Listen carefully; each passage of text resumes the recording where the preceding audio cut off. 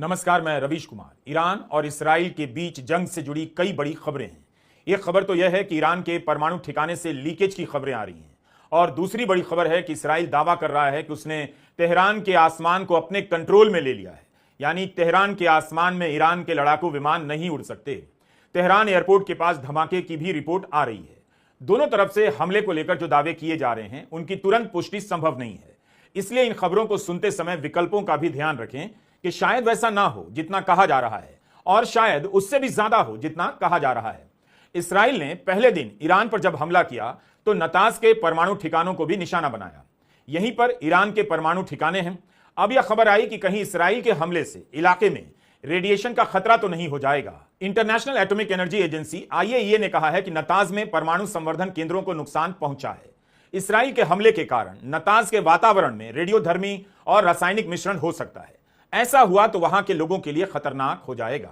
इसे भी एक तरह से न्यूक्लियर अटैक के रूप में देखा जाना चाहिए। किसी भी हमले में परमाणु ठिकानों को लेकर यही खतरा रहता है कि अगर टारगेट किया गया तो इनके लीकेज से हवा, पानी सब प्रदूषित हो सकता है और बड़ी संख्या में लोग लंबे समय तक के लिए प्रभावित होते रहेंगे।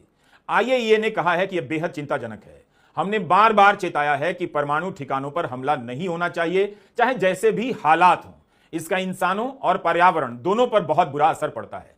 रेडिएशन का स्थानीय इलाके में खतरनाक प्रभाव तो पड़ता ही है, मगर इसका असर वहीं तक सीमित नहीं रहता जहां हमला हुआ है। तो अब इसकी जवाबदेही कौन लेगा? परमाणु ठिकानों पर हमले को क्या न्यूक्लियर अटैक नहीं माना जाए?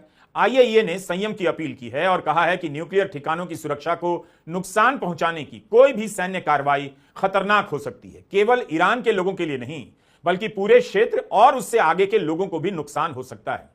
रेड क्रॉस कमेटी ने अपनी वेबसाइट पर लिखा है कि परमाणु प्लांट को नागरिक ढांचे के रूप में देखा जाता है। इस नजरिए से इन्हें हमलों से संरक्षण प्राप्त है। इन पर हमला नहीं होना चाहिए। परमाणु क्षमता से लैस दो देशों के बीच युद्ध से जिसकी चिंता रहती है वो यही है कि कहीं परमाणु ठिकाने पर बम ना गिर जाए। तब फिर जो रेडिएशन होगा वो दूर दूर तक के लोगों के लिए खतरनाक हो सकता है। 1977 में जिनेवा कन्वेंशन के तहत आर्टिकल 56 स्वीकार किया गया। इसके तहत एक प्रोटोकॉल तय हुआ कि न्यूक्लियर प्लांट पर किसी भी सूरत में हमला नहीं होना चाहिए। ऐसे हमले खतरनाक हो सकते हैं। इस आर्टिकल का उल्लंघन युद्ध अपराध माना जा सकता है।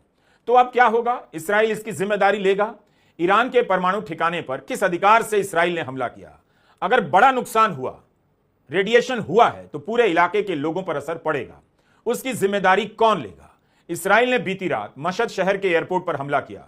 मशहद ईरान के काफी भीतर का इलाका है। इसराइल की सीमा से 2300 किलोमीटर दूर धार्मिक केंद्र माना जाता है। इतने भीतर तक घुसकर हमला कर इसराइल दिखाना चाहता है कि ईरान के अंदर तक वह हमला कर